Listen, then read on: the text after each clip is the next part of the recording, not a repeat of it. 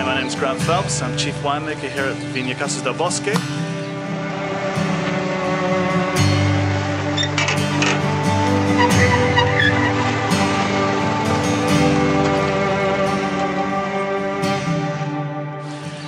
We're a winery here, a small winery in the Casablanca Valley of Chile.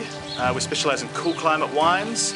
We're right next to the coast. We're only about 10 miles in a straight line from the Pacific Ocean. So it's a very cool, very foggy area, ideally suited for cool climate varieties like Sauvignon Blanc, Chardonnay, Pinot Noir, and Syrah.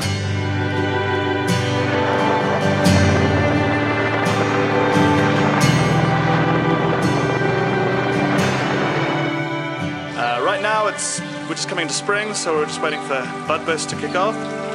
And in about another 9 months or so we'll be picking the grapes to go into the 2013 harvest wines.